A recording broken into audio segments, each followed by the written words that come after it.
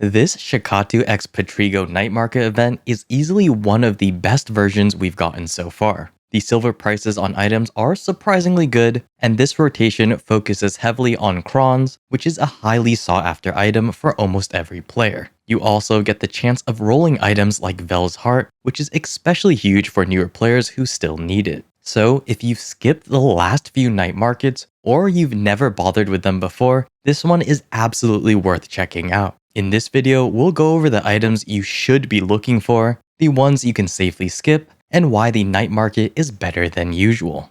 For anyone who hasn't used the Patrigio Night Market before, it's basically a special NPC shop, Patrigio, that appears in most major towns only during the in-game night from 10 to 7 AM. That's roughly 40 minutes of real life time. During the event, you spend 25 energy to roll an item, and that item will show up with either a fixed or variable silver price depending on the event. Older night markets were almost entirely variable pricing, but the recent ones, including this event, uses more fixed prices, which generally makes the items feel a lot better to buy. Now, outside of events, the night market does exist, but the item pool is usually a lot worse and with a lot more expensive items. Now, during this event, once you see the rolled item, you can choose to buy it, hold it, or roll again, letting you cherry pick only the deals that you actually want. What makes this night market much better is that the item pool is heavily skewed towards Cron Boxes, which are valuable for almost every player. So with that in mind, let's talk about which items are actually worth buying and at what price point. Starting with the Cron Boxes, these are the main reason why this night market is just so good. All 4 boxes, the 2 to 5, 10 to 20, 30 to 50, and 50 to 100 Cron Boxes, are worth buying. For this event, each box has a fixed silver cost, but the number of Crons you get is still RNG within a range. If we value Crons at 3 million silver each, the normal blacksmith price, it is still possible to lose silver on a low roll. For example, the 2 to 5 Cron box costs 8.4 million silver. If you hit 2 Crons, that's only 6 million silver in value, worse than buying from the blacksmith. However, if you roll 3, 4, or 5 Crons, you're in positive value. And based on the data we have, each outcome, 2, 3, 4, and 5, seem to be roughly equal chance, even though PA hasn't officially confirmed it yet. If we assume that the rolls are equal, you only lose silver on 25% of attempts, which makes this box actually really good. Throughout the event, you'll be buying hundreds of these boxes, so your results will be really close to average, which is basically 3.5 Crons per box.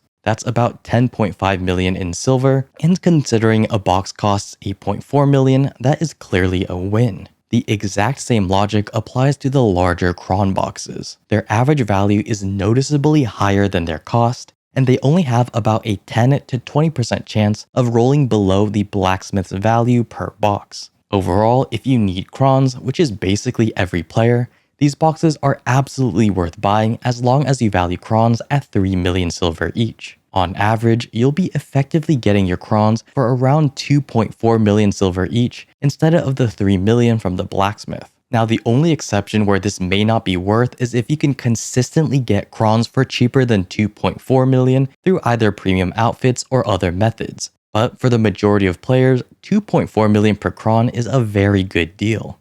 One thing to note is that this night market does seem skewed towards the lower tier boxes, like 2 to 5 Cron boxes. But that is completely fine since the value per silver is still the same as the larger boxes.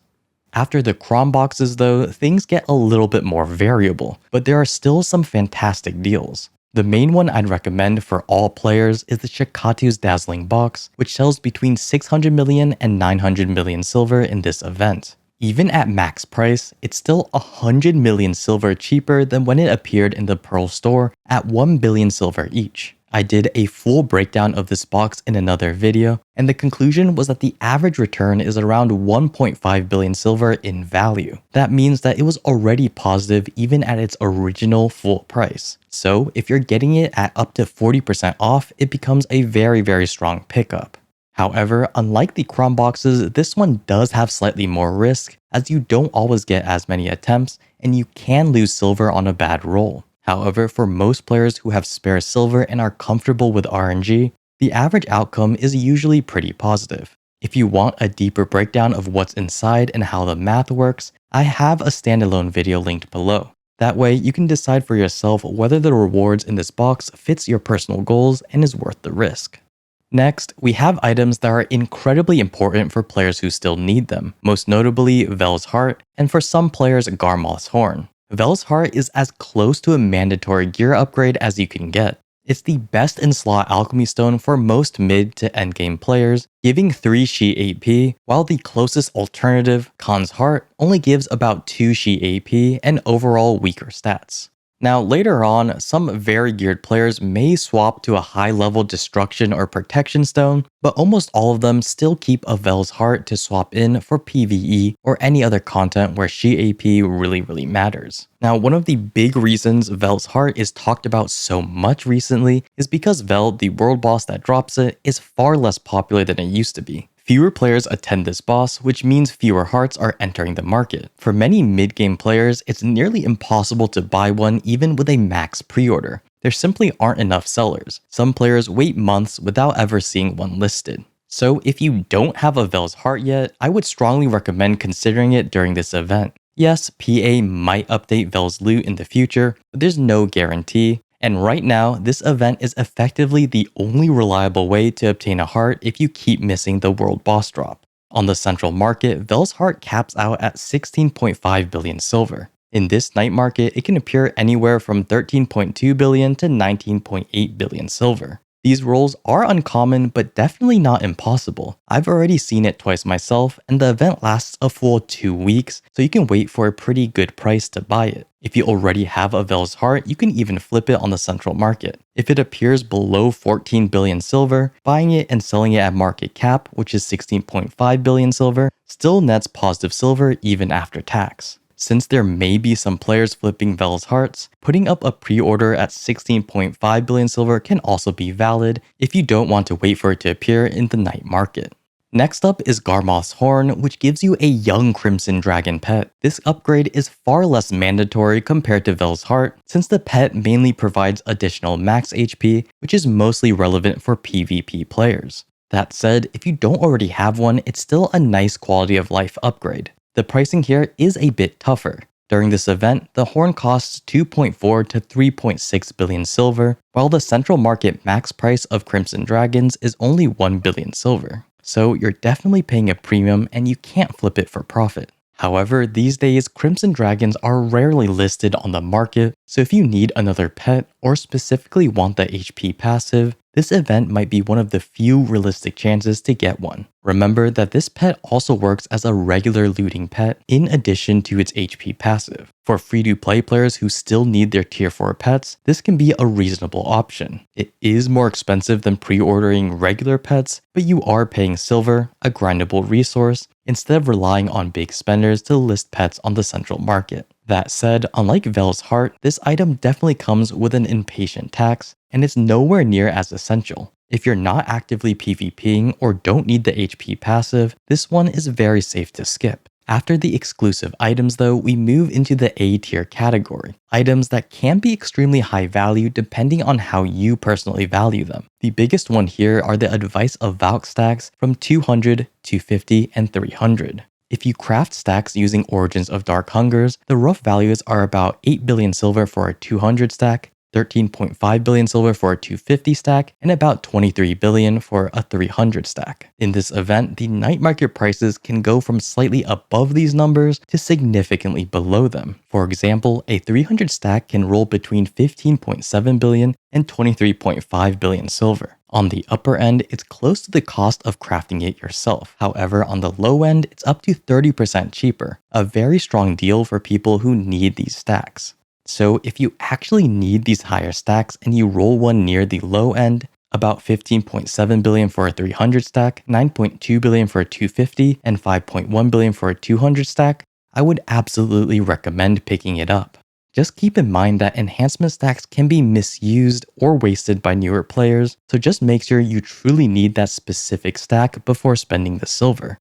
After the stacks though, we've got the sealed boss weapon boxes, which are surprisingly decent.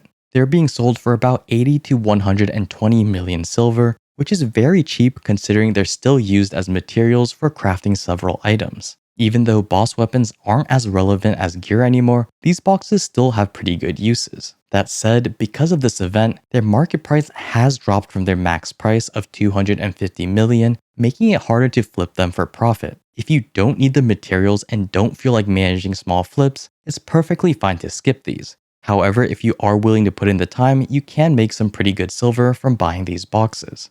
This is going to be pretty similar to the 10 Perfume of Courages and 10 Deep Sea boxes. They can be sold for around 200 to 300 million silver and are pretty useful, but are 100% used as a flip item currently. With people pushing the prices down to below 20 million silver a perfume, I would honestly hold off on these, as it may be better to just buy them on the central market.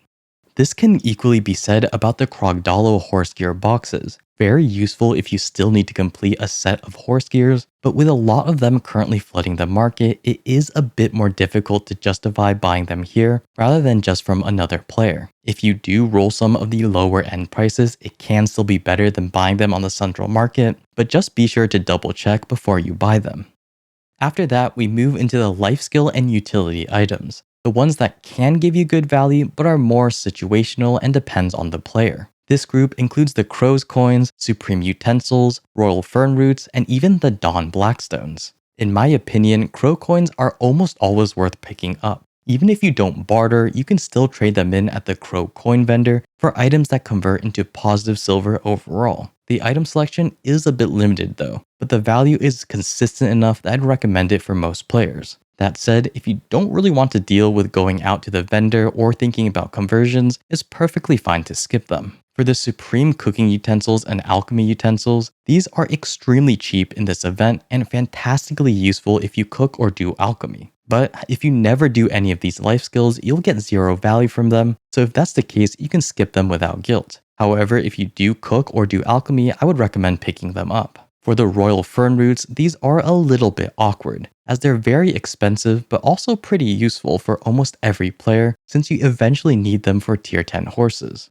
They are also heavily time gated behind weekly and daily quests, so buying them here can save a lot of time. However, if you're not rushing for a tier 10, it's completely fine to ignore them. However, if you do have extra silver and want to speed up your horse progress, they're a pretty solid pickup.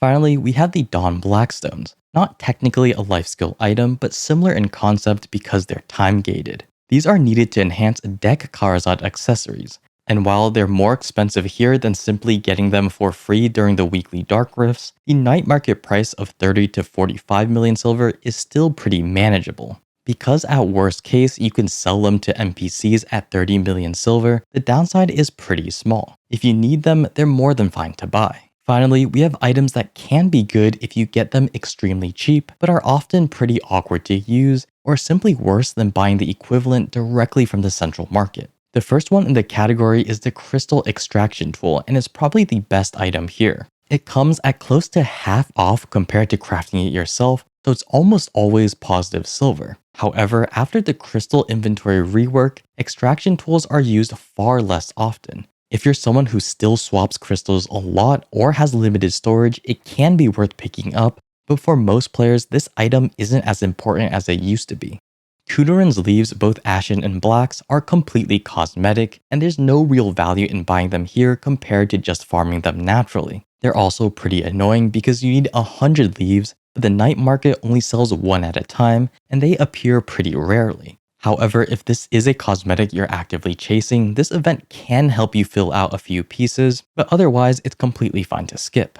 Now, the Breath of Narcian can be very useful for crafting hunting materials, but due to the event, it's being listed far more often on the central market at pretty low prices. If you roll a price below market value and you can actually use them, you should pick them up. However, buying it on the central market is usually easier and just as cheap. This goes pretty much the same for the Forest Furies, Box of Vell's Fine Powder, Sturdy Forest Treads, and Life Enhancement Help Kit. All of these share the same issue as they usually roll above the central market value. However, if you do end up rolling a very low price and you actively want to use these rather than selling them and getting taxed, they can be worth grabbing. However, in most cases, it's better to simply buy them on the central market or get them just from playing the game.